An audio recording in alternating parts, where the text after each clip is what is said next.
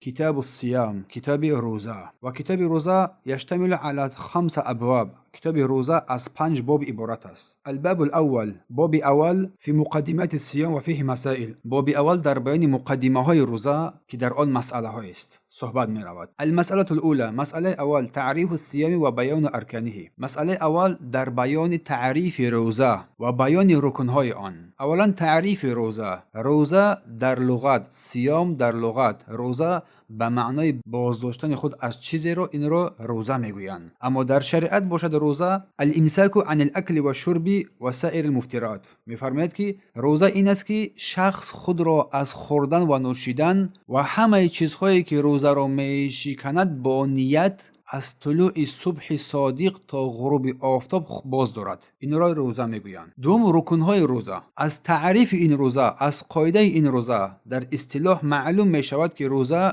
2 رکن اساسی دارد. اولا بازداشتن نفس خود از خوردنی ها و نوشیدنی ها و یا چیزهایی که روزه را فاسد یا باطل میکند، از طلوع صبح صادق، صبح راستین تا نشستن آفتاب. این رکن اول از روزه است. و دلیل این رکن قول الله سبحانه و تعالی می باشد که الله می فرماید فالآن باشروهن وابتغوا ما كتب الله لكم وكلوا واشربوا حتى يتبين لكم الخيط الأبيض من الخيط الأسود من الفجر ثم أتموا الصيام إلى الليل.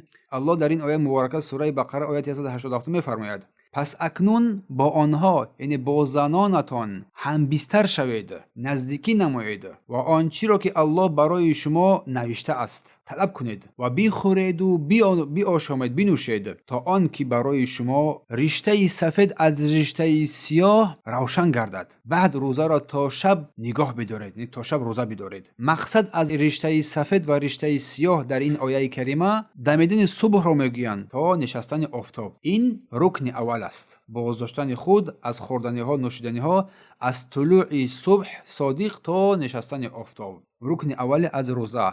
اما رکن دومی از روزه این نیت است. یعنی روزه داشتن با نیت عبادت الله عزوجل می باشد، با نیت عملهایی که برای عبادتند. نیت این روزه از دیگر عملها فرق می کند. با نیت ان همین نوعهای عبادت از همدیگر جدا می شوند. مثلا شخص نیت می کند که روزه رمضان یا روزه دیگر رو می‌دارد. خود نیتش، محل نیت این قلب است. و دلیل آن سخن سرور دو جهان صلی الله علیه و سلم است که فرمودند انما الاعمال بالنیات و انما لكل امرئ ما نوى. حقیقتا در حقیقت عملها با نیت خود شخص وابستگی دارد و برای هر کس همان است که نیت کرده است. روایت بخاری حدیث اول است و روایت مسلم تحت رقم 1907.